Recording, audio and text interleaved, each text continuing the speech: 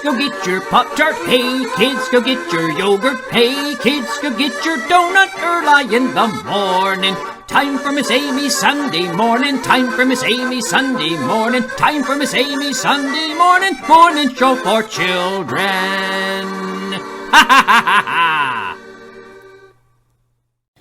Good morning and welcome to Miss Amy's Sunday morning show. I'm so happy that you've tuned in.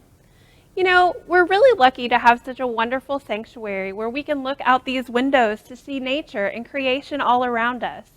And it's also great that you can even come onto our campus and drive around and see so much nature, just like our creek in the back and all the wonderful things around our pavilion. And next time you're out with your family, even if you're not coming to church, you should come by and check out some of the really cool pieces of nature that we have all around this church.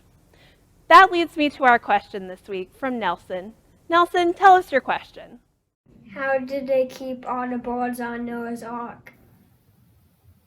The story of Noah can be found in the book of Genesis, the very first book in the Bible. God calls on Noah to build an ark, filling it with 2 of every kind of animal, which included birds. Birds played an important role on the ark. I've called on an expert to help us further. Miss Irene, our Christ UMC zoo lady. Here is my perspective from what I know from being at the zoo for very many years. If we're in the aviary at the zoo, the birds are flying free, but they can't get out because there are walls all around them. And I don't think that Noah let the birds just fly around the ark. I think that would have been a large disturbance. So I think that Noah probably had some large cages on his ark where the birds lived and stayed. And we know that the Bible mentions that he sent out a raven, but then it also mentions that he sent out a dove, and after about 2 tries, the dove did come back with an olive leaf in its beak.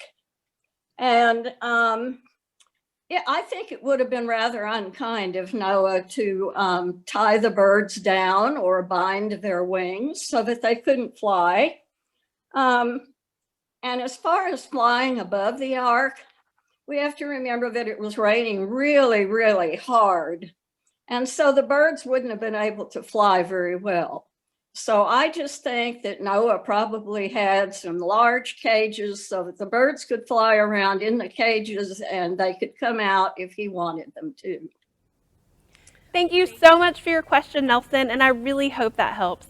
I'm so glad that we were able to have a special guest with us today to help us answer our question. If you have a question for Miss Amy, you can always have your parents email me or send me a text. I can't wait to hear from you so that we can answer your questions on Mrs. Amy's Sunday morning show. Have a great week. I'm going to make this dice smaller.